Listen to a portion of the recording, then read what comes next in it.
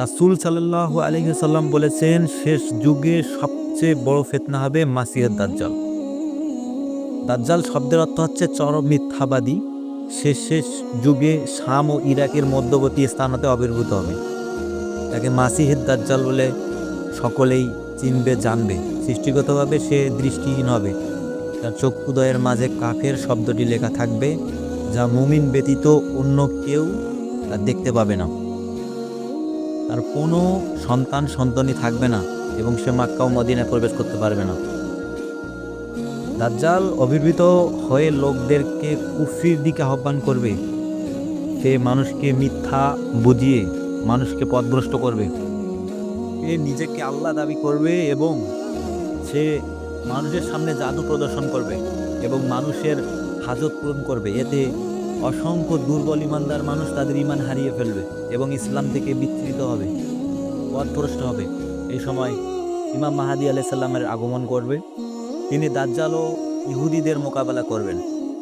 সেই যুদ্ধে দাজ্জাল নিহত হবে।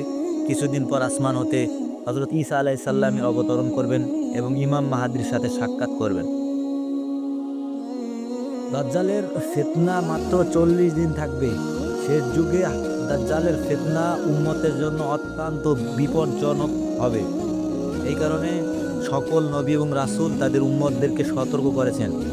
এমনকি আমাদের প্রিয় নবী হযরত মুহাম্মদ সাল্লাল্লাহু আলাইহি সাল্লাম আমাদের সাহাবীগণকে এবং আমাদেরকে সতর্ক করেছেন এই মাসিহুদ দাজ্জালের ফিতনা থেকে আশ্রয়।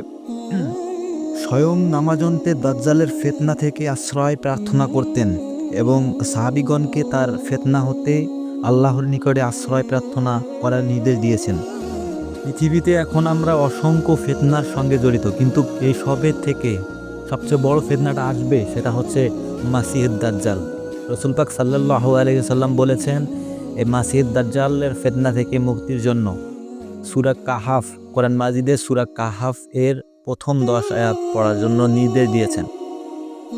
তাই আমরা প্রতিনিয়ত সূরা কাহাফের 10 আয়াত পড়ার চেষ্টা করব এবং আল্লাহ পাকের কাছে দোয়া করব যেন আল্লাহ পাক রব্বুল আলামিন আমাদের মাসিহুদ দাজ্জালের ফিতনা থেকে মুক্তি দান করেন।